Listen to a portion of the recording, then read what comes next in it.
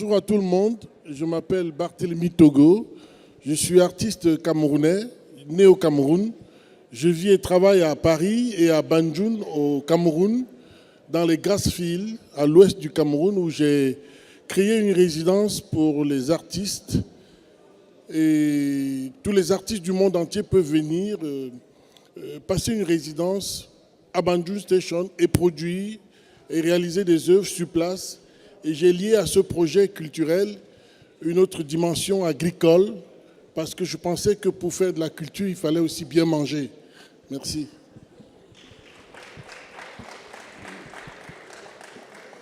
Mohamed Bénis, question identique. D'où parlez-vous, vous qui êtes une des sommités en matière de poésie, notamment arabe, mais qui êtes également à l'aise dans votre langue. Je qualifie, vous, votre poésie de bilingue. C'est une poésie, comme toutes les autres poésies du monde, qui est ouverte à toutes les langues, à tous les espaces culturels, mais qui reste inspirée par ma propre culture, qui est la culture arabe, et bien sûr marocaine. Parlez bien dans le micro. Voilà.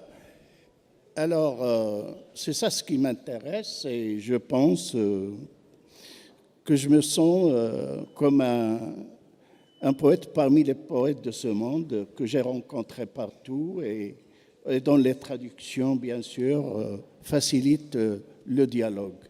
Voilà. New Barreto. Merci beaucoup pour votre présence. Je m'appelle Nou Barreto, je suis originaire de la Guinée-Bissau, où j'ai grandi un petit peu, et puis le reste du temps c'était en France. Donc je suis un produit de deux rives, où je continue à travailler, et à partir de là je parle au monde de l'Africain que je suis et de l'Africain qui est de l'autre côté aussi. Donc voilà, j'exerce ma profession d'artiste plasticien en France, et puis de temps en temps je retourne chez moi pour pouvoir aussi partager le peu d'expérience que j'ai avec ceux qui sont sur place.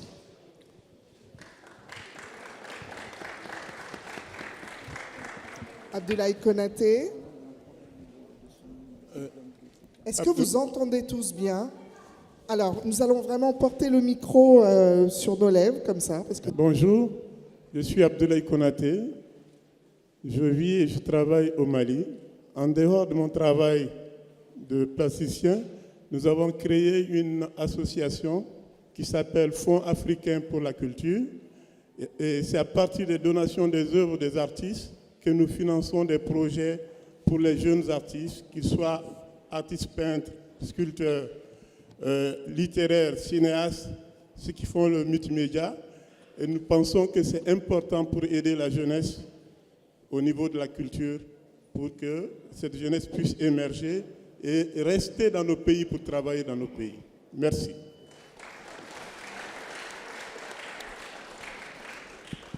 Maïbin Bin, un exercice. Alors, la directrice du centre, Aurore Chaffanjon, qui fait un travail formidable, qui nous accueille aujourd'hui chez elle, m'a demandé de dire un mot sur l'endroit où nous sommes. Alors, nous sommes une fondation qui s'appelle Ali Zawa, et les Étoiles de Jemaa el-Fna est le 5e centre culturel que nous avons ouvert avec le cinéaste Nabil Ayouch. On a ouvert un premier à Sidi Moumen. Après les attentats de 2003, il y a eu 14 jeunes qui sont sortis d'un bidonville et qui ont fait un carnage. Donc j'ai écrit un bouquin qui s'appelle Les Étoiles de Sidi Moumen. Mon éditrice est là, elle est contente. Les deux éditrices d'abord, la marocaine et la française. Et puis on a créé un centre culturel dans le bidonville, après un autre dans un autre bidonville près de Tanger, les Étoiles du Détroit, un troisième à Fès, les Étoiles de la Médina, un quatrième à Agadir, les Étoiles de Sousse, et le meilleur, je vous le donne en 1000, à Marrakech. Alors je vais répondre juste rapidement à la question. J'ai habité 23 ans en dehors du Maroc, entre la France et les États-Unis. Et tous les livres et toute la peinture et toutes les couleurs qui m'ont accompagné pendant toutes ces années, elles viennent toutes de Marrakech. Donc voilà, c'était la seule manière pour moi de vivre dehors et de vivre chez moi en même temps, à travers les livres et à travers la peinture. Merci. Alors, justement, de vivre en dehors de son continent, c'est le lien que vous avez tous ici. Alors, je ne sais pas si c'est un heureux hasard ou non, mais vous êtes un panel où je ne trahis rien en parlant de vos âges, qui peuvent se retrouver encore une fois sur Wikipédia. Vous avez probablement grandi dans des sphères où vous connaissiez peut-être mieux les grands maîtres occidentaux, la littérature occidentale. Certains entendaient parler peut-être de la neige dans leur petit village. Comment justement on se construit après pour créer une œuvre décolonisée, et comment justement vous comprenez cette acception de décoloniser la culture? Qui se lance? Barthélémy Togo, je distribue, toujours, on fait, allez hop, aller-retour, parce que je sais que vous, notamment dans votre travail, et dans vos prises de position, vous dénoncez clairement, on va y aller franco, le fait que notamment certaines œuvres de plasticiens contemporains soient surcotées, soient cooptées par des galeristes occidentaux. Justement, où placez-vous le curseur de la décolonisation? Je pense que ce qui était plus important pour moi dès mes débuts, c'était de sortir, d'aller apprendre quelque chose et de revenir, redonner quelque chose à mon continent, redonner quelque chose à l'Afrique. C'est-à-dire y aller, mais ne pas y rester. Revenir avec ce que j'aurais amassé comme bagage et revenir redistribuer cela à ma communauté, à mon continent. Et c'est ce que j'ai fait très vite. Je suis allé, passant par la Côte d'Ivoire, la France et l'Allemagne. Et après 10 années, je me suis dit qu'il fallait rentrer. Il fallait rentrer, mais ne pas copier sur ce que j'aurais vu à l'étranger, mais avoir une inspiration sur là où je devais m'installer et la communauté locale aussi, les gens avec qui je devais travailler. Et ça a été d'abord une priorité pour moi et c'est ce que j'ai eu à faire. Revenir au Cameroun, bâtir un projet culturel où je devais donner un espace aux gens pour non seulement venir apprendre, mais venir aussi découvrir. Parce que je n'ai pas eu cette occasion dans ma jeunesse à découvrir un musée. Je ne suis pas allé dans un musée quand j'allais à l'école primaire. Non. J'ai plutôt découvert au secondaire les travaux de Goya ou de Titien. Mais j'avais envie de faire comme eux. Mais après, j'ai trouvé mon propre chemin moi-même. Et tout ça, c'est déjà une manière de sortir de ce que la colonisation ou bien ce qu'on aurait appris de l'autre et ne pas copier ce que l'autre fait. Voilà ma singularité. Et justement, comme vous avez la parole, dans cette singularité, encore une fois, comment vous la décrivez décoloniale? C'est d'arriver à avoir sa spécificité, son originalité, et d'être soi-même. Vous voyez, quand je circule depuis 2 jours à Marrakech, je découvre qu'il y a une architecture typiquement marocaine qui n'est pas copiée sur l'architecture haussmannienne de Paris. Donc, je crois que ça, c'est une priorité, d'être soi-même. Même si on va à l'étranger apprendre des particularités,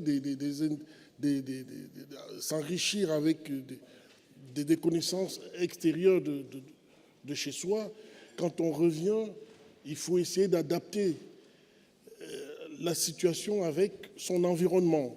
Et c'est ce que moi j'ai eu à faire. Un exemple personnel, c'est le cas de Banjul Station, par exemple. Mohamed Bénis, justement, dans votre poésie, à la fois, donc on a dit en arabe, mais en français, donc Oui. la langue, comment justement cette langue, qui peut être parfois celle de l'autre, et donc objet, vous l'avez dit, je l'ai lu, notamment via la francophonie, objet de, on va dire, J'essaye de trouver les mots justes parce que le sujet est sensible. Comment, justement, cette langue qui est parfois peut-être oppressante peut être, dans son travail, utilisée pour décoloniser? Je travaille sur la langue. Et plus qu'on travaille sur la langue, on est très sensible aux mots qu'on utilise. Alors, je fais très attention lorsque j'utilise un mot, je n'utilise pas un autre. Je dis brièvement que je suis pour la double décolonisation. C'est très important. Je suis inspiré par la culture et par les travaux de Abdelkbir El-Khatibi, qui a travaillé sur la double critique. Pourquoi je dis ça? Parce que pour écrire ce poème moderne, j'étais ouvert depuis ma jeunesse à la fois sur la culture arabe, bien sûr, marocaine, et la culture universelle. Lorsque je dis universelle, je n'entends pas seulement occidental. Par exemple, le mouvement La Négritude, on l'a connu depuis les années 60, au début des années 60. On a lu Aimé Césaire et c'était notre manifeste à la fois. Après, bien sûr, on a suivi cette démarche et je pense que notre connaissance au Maroc, et pas seulement au Maroc, dans plusieurs pays arabes, la culture africaine actuelle même, écrite dans les langues étrangères, est bien traduite. Ça, c'est la première chose. La deuxième, je suis de Fès, de naissance et d'apprentissage. C'est-à-dire, je suis de la ville de la confrérie Tijaniya. C'est ce qu'on n'essaie pas de repenser lorsqu'on parle de l'Afrique et de la culture africaine. Je vais vous dire une anecdote vraiment extraordinaire en deux mots. Une fois, il y avait une rencontre africaine, américo-africaine ou afro-américaine à Fès et je suis allé avec certains participants africains pour visiter la ville et on est passé pour, bien sûr, voir Tijani, le mausolée. Et je vois les personnes qui sont devenues catholiques tremblent. Ils ont vraiment changé de visage parce qu'ils étaient très, très impressionnés par le marabout. Et j'ai commencé à réfléchir sur l'influence vraiment très, très profonde de cette confrérie sur la culture qu'on ne pense pas. Jusqu'à présent, les adeptes de Tijaniya, bien sûr, ils sont très connus au Maroc, ils sont bien reçus, et leur culture est toujours dans la langue arabe. Bon, de cela, je dis que mon poème et mon travail, elle est imprégné de tout ce que je viens de dire, c'est-à-dire à la fois d'une grande culture arabe qui a vraiment une notoriété sur le plan historique, mais pas seulement sur le plan culturel. En même temps, je suis attaché à la culture africaine de ma propre manière et je suis très sensible à tout ce qui est dogmatique. C'est pour cela que je suis pour la double délocalisation dans l'écriture et avec l'écriture. Voilà. Ce qui est intéressant dans ce que vous dites également, c'est, voilà, votre ancrage est africain. Je précise ça, c'est une petite digression comme ça, parce que souvent, alors je ne sais pas si ça vous arrive ici, Quand je me promène au Maroc, on me dit souvent « Ah, l'africaine !» c'est toujours intéressant parce que je me dis « Mais l'africaine ?» et je réponds « Africain !» Donc, parce que c'est la réalité. Donc ça, je pense que j'aime bien entendre que vous participiez à des colloques avec d'autres Africains en tant qu'Africains. Vous avez le micro, hein, si vous... Non, allez-y, allez-y. Moi, depuis, je ne sais pas, 30 ans, j'ai rencontré des poètes africains à travers le monde. Et j'ai des amis et on travaille dans plusieurs lectures. Et pour moi, la culture africaine est une partie de ma culture. C'est intéressant de rappeler, devant notamment la jeunesse aussi. Hein. New Barreto, alors, dans un entretien que vous avez donné, je lisais, vous disiez, malgré les décolonisations, malgré toutes ces grandes conférences, tout ce qu'on connaît et qu'on vit, l'Afrique est encore sous emprise de l'Occident. Et vous le traduisez dans votre travail, avec notamment les États-Unis d'Afrique. C'est votre manière à vous de décoloniser ? Merci de prendre ce dernier passage. Oui. Mais je souhaitais rebondir juste avant de répondre à ça. Moi, je viens d'un contexte assez particulier. Je suis d'une ex-colonie portugaise. Je reprends ce que disait Bart tout à l'heure en ce qui concerne l'enseignement. C'est que chez moi, le Portugais a juste posé ses valises, il a fait ce qu'il voulait faire, et puis après, quand c'est arrivé à l'indépendance, ils sont partis. Il n'y a pas de musée, on ne parle pas des beaux-arts, on ne parle pas de galeries, il n'y a rien. L'indépendance arrive, le pays se retrouvait avec d'autres problèmes pour eux qui étaient beaucoup plus importants. Les gens de lettres, les intellos n'ont pas eu la place.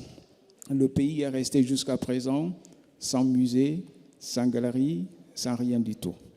Et moi, je disais au départ que je suis issu de deux rives parce que je suis né dans un pays où il n'y avait pas tout ça. Moi qui dessinais depuis tout petit, je pense que si j'aurais eu ça, j'aurais découvert aussi des Chagall, des Picasso et autres qui m'ont inspiré plus tard dans mon parcours. Mais je n'ai pas eu ça.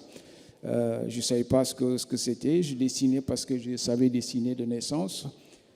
C'était un don dans la famille. Donc voilà, j'ai persisté avec ça. C'était mon compagnon, c'était mon ami, c'était ma femme, c'était tout pour moi.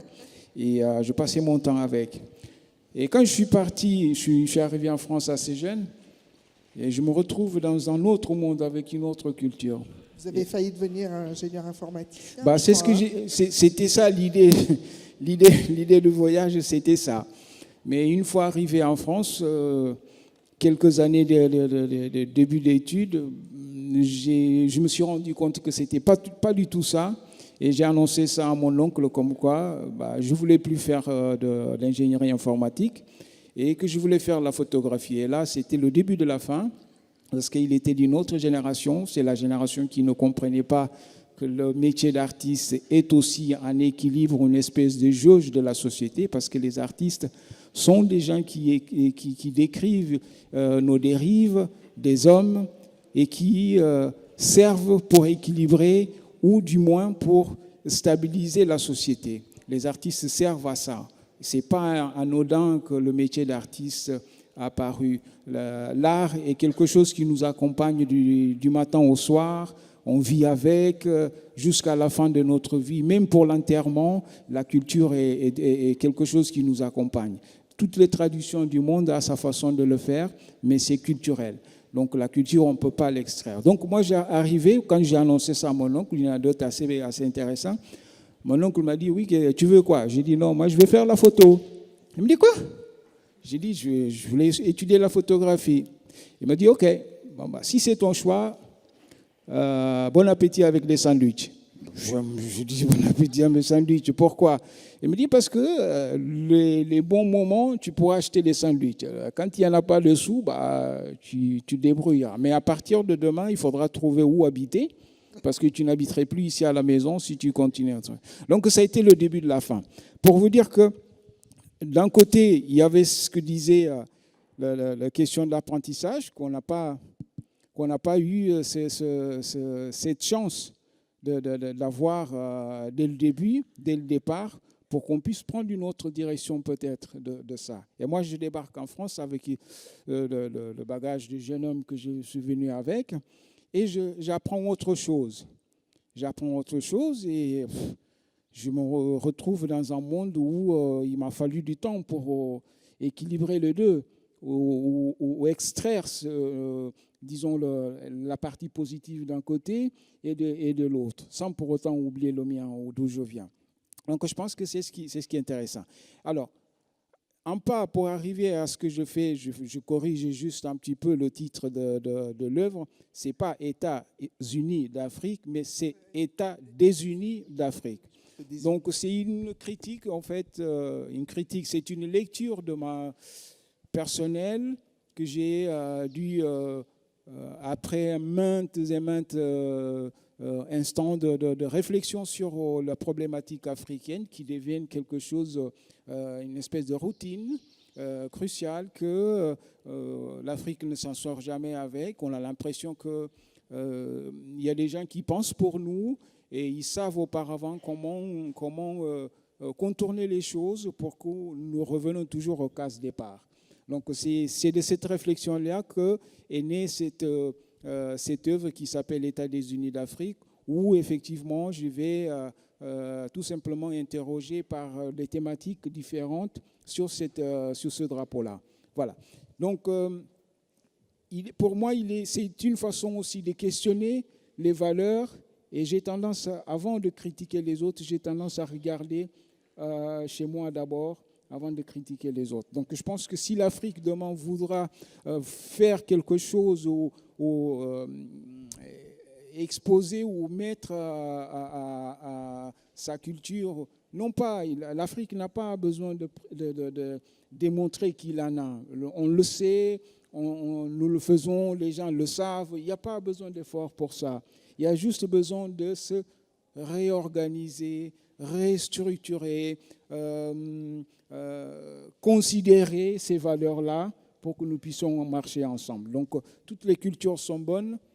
Quand il y a du mauvais, il faudra l'extraire, mais il n'y a que du positif dans la culture. Donc, voilà, c'est comme ça ma participation à moi sur cette histoire de décolonisation, mais c'est questionnant moi-même envers le monde.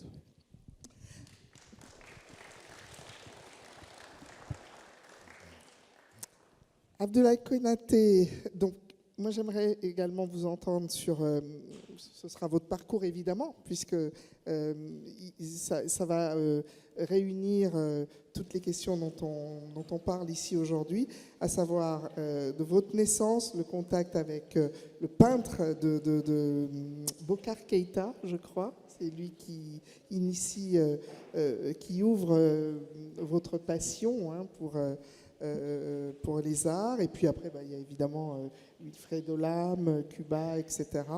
Comment et pourquoi avoir choisi, vous, de décoloniser votre travail en utilisant, plutôt que de l'acrylique, le textile, et si possible, le textile fait en Afrique? Allô.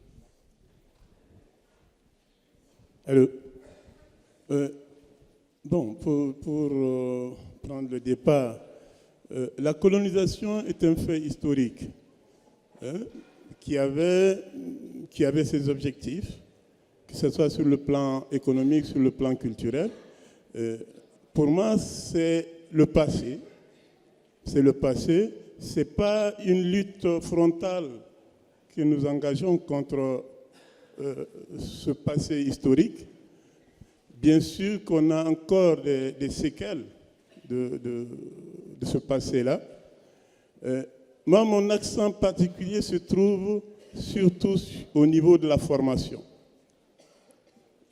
quand nous avons étudié dans les écoles d'art, tout ce qui concerne notre culture réelle n'est pas enseigné. C'est beaucoup plus la culture d'ailleurs qui est enseignée dans les écoles d'art.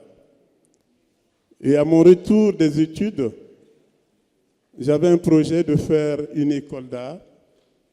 Et dans cette école, je tenais absolument que nos cultures entre parenthèses traditionnelles ou comme on l'a appelé dans l'histoire, que cette culture-là intervienne, qu'elle soit enseignée dans nos écoles d'art. Parce que je me suis rendu compte que on dit que ceux qui maîtrisent notre culture n'ont pas de diplôme. Et l'école, l'enseignement est codifié, formaté par le diplôme.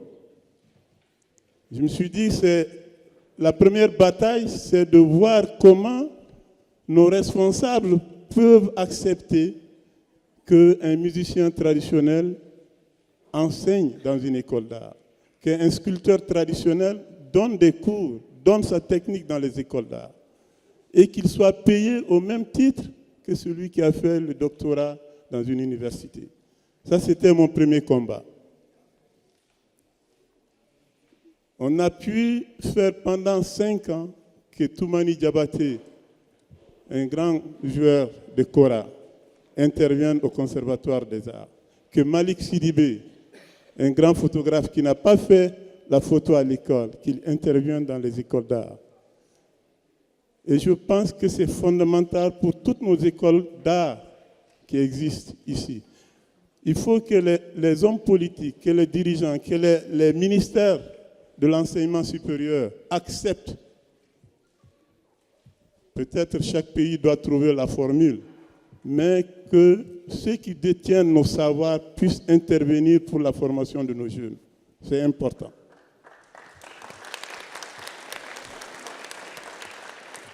C'est certainement un engagement politique qu'il faut prendre. C'est une décision politique. Personne ne va donner un diplôme à un grand tisserand marocain ici, que j'ai connu, à Fès. Personne. Parce qu'il n'y aura personne pour lui dire que tu as le doctorat. Il a appris pendant des années une technique, un savoir-faire, un niveau de finition incroyable qu'on ne peut pas apprendre à l'école comme ça. Et là, on a besoin de transmettre quelque chose à cette nouvelle génération. Et ça, on le trouve dans tous les secteurs, qu'il soit au niveau de la littérature orale, qu'il soit au niveau... Partout en Afrique, on le trouve. Donc pour moi, c'est important. C'est par là que va commencer la maîtrise de notre connaissance, de notre culture. Il faut que les gens qui maîtrisent ça interviennent au niveau de la jeunesse. Le deuxième axe que je présentais pour cette école, c'est que tout ce qui a été enseigné dans les académies, ils doivent le savoir aussi. Il ne s'agit pas de se fermer sur notre culture, mais il faut s'ouvrir. Mais donner la place à notre culture, c'est important pour moi, à l'école. Et le troisième axe, pour moi, au niveau de la formation, c'est de faire intervenir la nouvelle technologie au niveau des écoles d'art, dans tous les secteurs, que ce soit musique, danse, théâtre, dans tous les secteurs, que la nouvelle technologie soit un fil rouge qui puisse circuler et coordonner l'ensemble des formations. Voilà, pour moi, je pense que c'est dans la formation qu'il faut aller d'abord pour parler de notre culture. Sinon, dans le futur, elle va continuer à être comme un mirage. Voilà. Bravo, ça me parle, mais je vous dirai pourquoi après. Maï Binbin, je ne dévoile rien en disant que vous êtes à l'origine de notre rencontre aussi. Vous faites partie avec 4 co-organisateurs de ce magnifique festival. Je tiens vraiment à saluer la qualité de cette première édition et je vous assure que j'en ai fait du festival. Et justement, ce festival, il est dans la lignée de celui d'Alger. C'est aussi un acte politique que vous posez quelque part en organisant ce festival. Absolument. Est-ce qu'on m'entend? Oui. J'ai fait une interview à la BBC un jour, il y a quelques années, et la journaliste, pendant qu'on parlait, je lui dis j'ai jamais été en Afrique. Elle m'a dit Where are you from, sir? Je lui ai dit je suis marocain.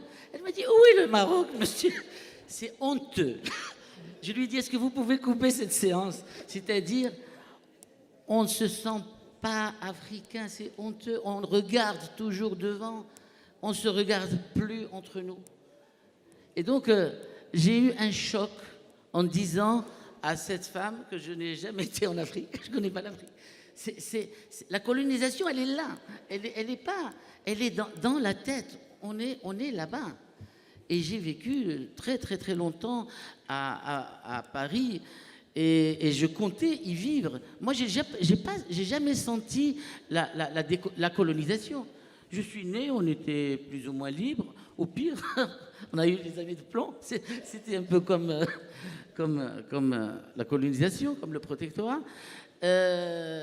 Donc, j'ai étudié chez les bonnes sœurs, ici à Marrakech au départ. Et j'étais prêt, là, à mettre ma main sur la Bible et jurer que mes ancêtres étaient les Gaulois. Non, je veux dire, on a eu... après, j'ai fait mes études. Je crois que nous sommes nombreux autour de cette table. Hein. Je crois que nous sommes nombreux autour de cette table à avoir des ancêtres gaulois. Et alors voilà, j'ai fait mes études, j'étais à Paris et la France m'a tout donné. On m'a donné des éditeurs. Quand j'ai écrit mon premier livre, on m'a donné une bourse du Centre national du livre pour que je continue à écrire. Je veux dire, je crache pas dans la soupe. Voilà. Et tous ces centres que nous avons créés, on s'est inspiré des travaux des centres culturels français. Malheureusement, en dehors de ça, il n'y a pas beaucoup de choses. Hein, il faut le dire, les choses. Il n'y a pas, dans chaque ville, il y a un centre culturel français ou espagnol. Et c'est pour ça que nous avons bataillé pour faire pareil que les centres culturels français ou espagnols, etc., sont malheureusement dans les beaux quartiers. Nous faisons pareil, nous avons appris de nos anciens protecteurs et il ne tient qu'à nous de construire cette Afrique. L'Afrique est jeune, l'Afrique est belle, l'Afrique regorge de talents. Moi, j'écris beaucoup de livres. J'ai écrit Cannibal. Cannibal, c'est sur une bande d'Africains qui veulent aller en Europe, qui rêvent de l'Europe, parce qu'ils ne voient que l'Europe. Et j'ai envie de leur dire à ces gamins, vous êtes jeunes, vous êtes beaux, vous avez un continent exceptionnel, construisons-le ensemble. On peut c'est-à-dire ce festival-là, j'espère que c'est le début d'une grande aventure intellectuelle africaine et je pense que nous sommes bien partis pour nous parler entre nous parce qu'on ne se connaît pas. Voilà. On a parlé d'éducation, on a parlé de transmission. J'aimerais savoir, question collégiale, à quel frein il faut se heurter? J'ai bien aimé aussi, ce qui a été dit, à savoir que vous balayez d'abord devant votre porte aussi. Alors, quels sont les freins et quelles sont justement les perspectives, les enjeux? Le micro est ouvert, je ne désigne plus personne. Mohamed Bénis. Je vais rebondir sur ce que Mahi Benbin a dit en même temps. Voilà. Merci. Merci. Non, je vais rebondir sur ce que Mahi Benbin vient de dire. C'est que pour nous, je pense que ce festival est très important et je pense en même temps qu'il pourrait être fondateur pour une idée nouvelle sur la culture africaine. Pourquoi je dis une idée nouvelle? Parce qu'il y a une pluralité dans la culture africaine. Il faut reconnaître cette pluralité. Une reconnaissance, pour moi, est très importante pour aller plus loin.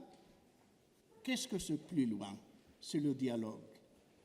Le dialogue veut dire qu'il y a deux parts qui sont différents, mais en même temps, ils ont quelque chose de commun. Le commun, c'est l'avenir. Comment voir autrement l'avenir et bâtir l'avenir. Entre nous, sur cette table, nous avons des plasticiens et des écrivains. Mahi est à la fois plasticien et écrivain, c'est très bien. Moi, je fais seulement l'écrit. Alors, les deux espaces ne sont pas la même chose. Nous n'avons pas la même histoire. L'histoire de la culture, de l'écrit, n'est pas la même histoire du pictural, de la peinture. C'est tout à fait différent.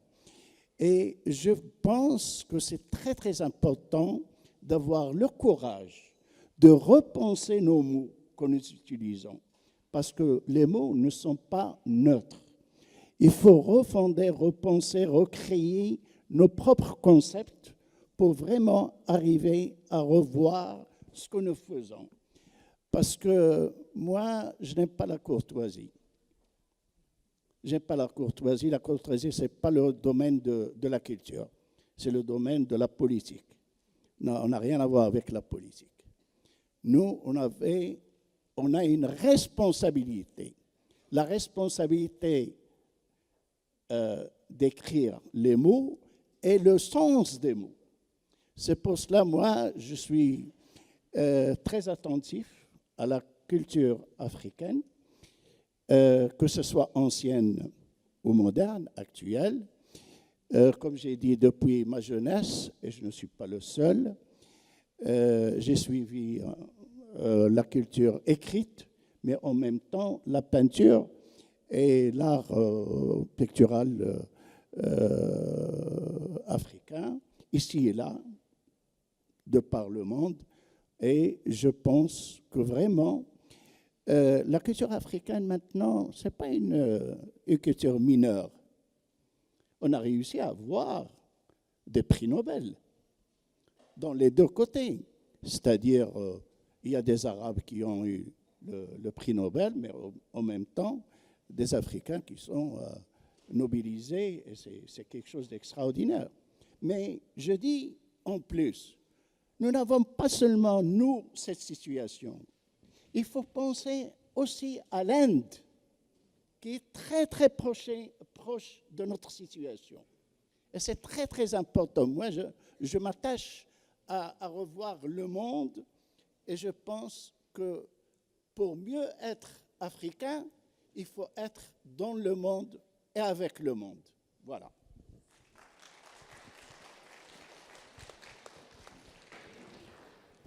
Oui, juste dire que des actions sont menées par des Africains sur le continent, c'est vrai, mais parfois il y a des difficultés pour recevoir ces projets chez nous en tant qu'Africains. Vous imaginez que venir dans son pays, monter un projet culturel et demander à ce que des jeunes enfants d'école primaire puissent venir tous les jeudis apprendre à dessiner et à découvrir l'art, ce que vous n'avez pas eu dans votre jeunesse, vous leur donnez cette occasion. Mais quand ces enfants rentrent à la maison et racontent à leur père ce qu'ils ont vécu, à leurs parents ce qu'ils ont vécu, et leurs parents disent, mais qui vous a amené dans ce lieu de sorcellerie? Qui vous a amené dans ce lieu de la Rose-Croix ou des francs-maçons? C'est la sorcellerie. Juste parce que le lieu a un univers graphique spécial, particulier, vous êtes traité de tout genre d'insultes. Et donc parfois c'est difficile aussi pour notre peuple de recevoir quelque chose qui est étrange, qui n'est pas entré dans leur culture.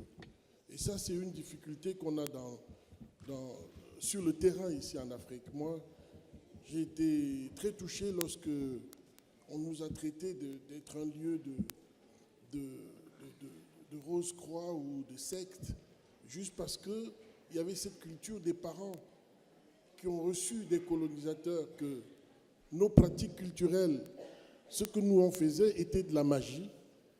Et quand maintenant, ces familles voient un lieu où il y a de la création artistique, pensent que c'est de la magie et refusent aux enfants d'y aller, on est confronté par cette difficulté. Donc c'est très difficile aussi pour nos parents, pour nos peuples, de recevoir une formation nouvelle dans leur culture. Et c'est un peu difficile quand on va à l'étranger, porte une masse de connaissances, revient au pays et veut s'inspirer de la culture locale, des funérailles, des naissances, des mariages, et demande à ce que les gens puissent les organiser dans ce lieu que vous avez construit et que vous êtes traité comme quelqu'un de la Rose-Croix, c'est pas facile. Il faut aussi que nos familles arrivent à traverser ces frontières et dépasser ce que la colonisation les a appris. Merci. Moi, je voudrais rebondir. Oui, Maï. Je comprends ce que vous dites. Quand on a ouvert le premier centre culturel des étoiles de Sidi Moumen, on est deux, il y a le cinéaste Nabil Ayouch et moi-même. Nabil a eu la mauvaise idée. On ne nous aime pas beaucoup parce qu'on écrit sur des choses qui fâchent et on filme des choses qui fâchent. Et Nabil avait fait un film qui s'appelle Match Love. Et le film a été évidemment interdit parce qu'il parlait de la prostitution marocaine avec les Arabes, les Bédouins d'Arabie Saoudite, etc. Et qui viennent souvent ici. Et le film a fait un tollé, c'est-à-dire un scandale, les réseaux sociaux, il a eu même des menaces de mort, etc. On venait d'ouvrir le centre culturel des étoiles de Sidi Moumen et un jour, la directrice nous appelle et elle nous dit « Il y a 300 barbus qui sont devant. On a peur qu'ils nous égorgent. » Ils sont là, 300. Ils se sont donné rendez-vous et ils ont dit « Il faut que Nabil Ayouch et Mahi Bin Bin sortent de ce centre. Il faut qu'ils quittent. » Parce qu'ils vont dévergonder nos filles, ils vont faire, on fait la culture, hein, on leur apprend à lire un livre, on leur montre un film, hip-hop, ils adorent le hip-hop. Et alors, on s'est dit, qu'est-ce qu'on fait? Soit on appelle la police, on appelle les journalistes et on fait le scandale, soit on attend, parce qu'en général, les gosses arrivent à 3h30 après l'école. Et là, il y avait les barbus, il y avait...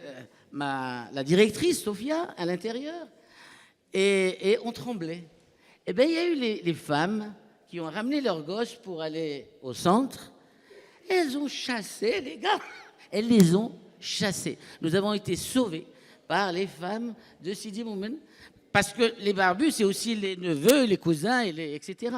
Elles ont forcé le passage, on n'a pas fait de scandale, et depuis, ils nous laissent tranquilles.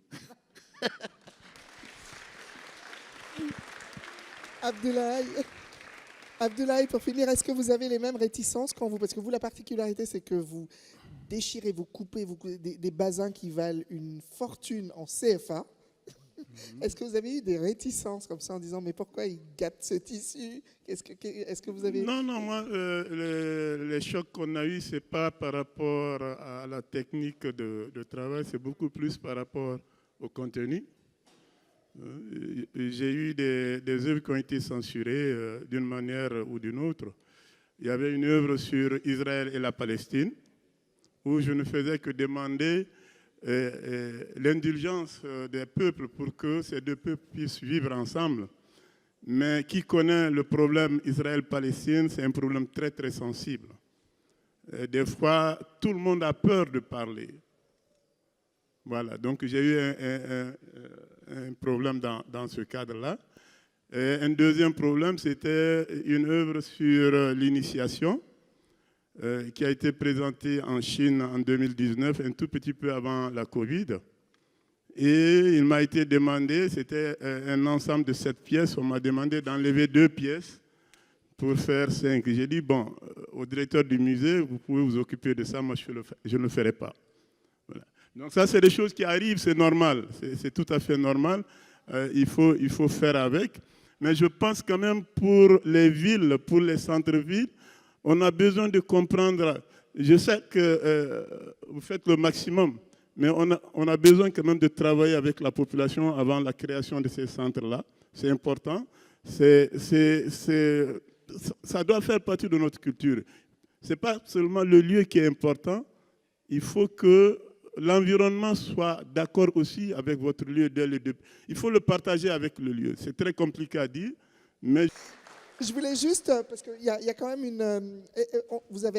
tu as associé les populations à Banjul pour les lieux, pour Banjul Station. C'était dans... Non, j'ai pas pris ça en reproche. C'est un dialogue. C'est une palabre. Hein? On associe les populations, mais là, peut-être que justement, il faut décoloniser, et ça nous ramène à notre sujet, les mentalités des populations, non? Il faut qu'elles soient aussi, comment dire, cultivées ou informées, sensibilisées en amont. Parce que quand vous venez avec... moi, je vois comment l'art contemporain fonctionne en France, par exemple. Et moi, j'ai étudié en France. Je ne peux pas copier le fonctionnement ou les installations des FRAC, DRAC, FNAC en France et aller déposer ça en forêt équatoriale au Cameroun. Et je vais plutôt regarder ce que la population locale s'intéresse au mariage, aux funérailles. Quand quelqu'un meurt au Cameroun, on veut exposer, on n'a pas envie d'enterrer le corps, on veut exposer le corps pendant une semaine. Et je demande de venir exposer ce corps au musée. Jamais on va exposer un corps à Beaubourg. On a associé une plantation agricole dans mon musée. Jamais il y aura une plantation à la tête moderne. Je crois que c'est la particularité et l'originalité de ce que nous on doit avoir pour décoloniser, c'est d'être soi-même par rapport à notre environnement, à notre culture.